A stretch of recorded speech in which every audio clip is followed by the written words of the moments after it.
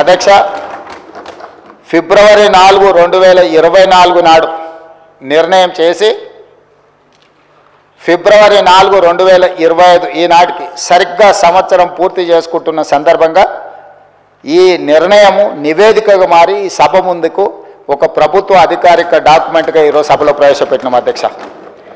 అదేవిధంగా ఈ క్రింది సర్వే డేటా మరియు ఫలితాలను పూర్తిగా తెలంగాణ నివాసితులు ఎన్యూమరేటర్లుగా స్వచ్ఛందంగా చెప్పిన సమాచారంపై ఆధారపడ్డాయి. ఈ సర్వేలో నమోదైన కుటుంబాల ఆధారంగా రాష్ట్రంలో 3,54,77,554 మందిని సర్వే చేయడం జరిగింది. ఈ మొత్తం సామాజిక వర్గాల వారిగా సంఖ్య ఈ క్రింది విధంగా ఉంది అధ్యక్ష.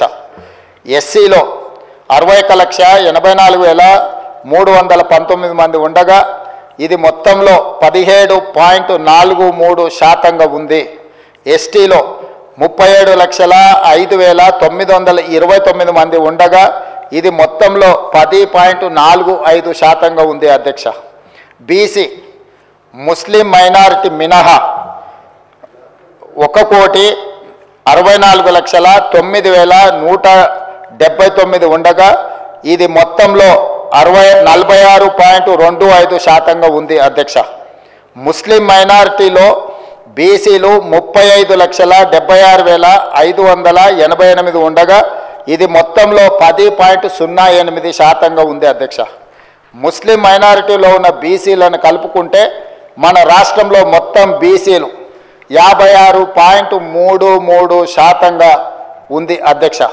రాష్ట్రంలో ఈరోజు ప్రభుత్వం అమలు చేస్తున్న బీసీ రిజర్వేషన్లు ABCDE ఈ అన్ని గ్రూపులలో 56.33% ఈరోజు బీసీ జనాభా ఉన్నదని చెప్పి నివేదిక మనకు తెలుపుతున్నది అధ్యక్ష.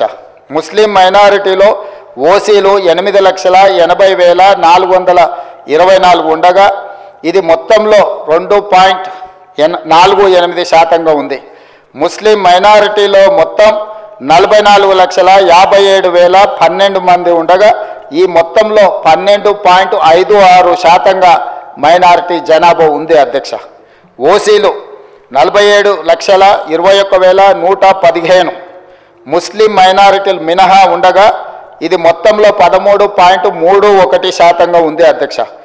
ఓసీలో ఉన్న ముస్లిం మైనారిటీలను కలుపుకుంటే మొత్తం ఓసీలు 56,01,539 మంది ఉండగా ఇది మొత్తంలో 15.79% ఉంది అధ్యక్ష.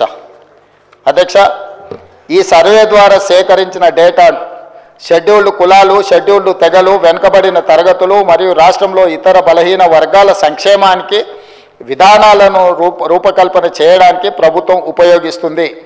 ఈ చర్య సమానత వృద్ధి పట్ల ప్రభుత్వ నిబద్ధతను మరియు తెలంగాణ ప్రజల భిన్న అవసరాలను తీర్చే పద్ధతిని ప్రతిబింబిస్తుంది.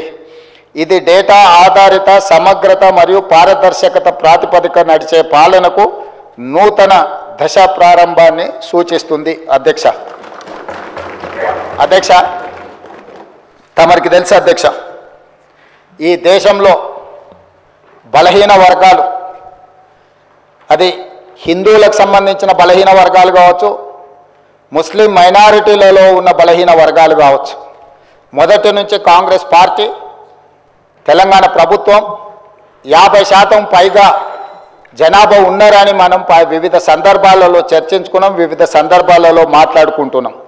కానీ ఈ లెక్కలకు సహేతుకత కానీ ఒక పారదర్శకమైన ప్రభుత్వ పాలసీ డాక్యుమెంట్ కానీ లేకపోతే ప్రభుత్వం ఒక క్రమ పద్ధతిలో సేకరించిన సమాచారం కానీ లేకపోవడం వల్ల ఎవరికి వాళ్ళు ఏదో ఒక నెంబర్తో ఏదో ఒక చర్చల ద్వారా చర్చించుకున్నప్పుడు స్థానిక సంస్థల రిజర్వేషన్ల విషయంలో కావచ్చు, విద్యా ఉద్యోగ రిజర్వేషన్లు కావచ్చు, అమలు చేయాలన్నప్పుడల్లా కూడా న్యాయస్థానాలలో మనకు కొంత ఇబ్బందికరమైన పరిస్థితులు ఉన్నాయి అధ్యక్ష. ఈ బలహీన వర్గాల జనాభా లెక్కలకు సంబంధించి ఒకవేళ మనం ఆలోచన చేసి ఈ సభలో మాట్లాడుకోవాల్సి వస్తే, ఈ దేశాన్ని బ్రిటిషర్స్ పరిపాలించినప్పుడు 1931లో కులగణన జరిగింది.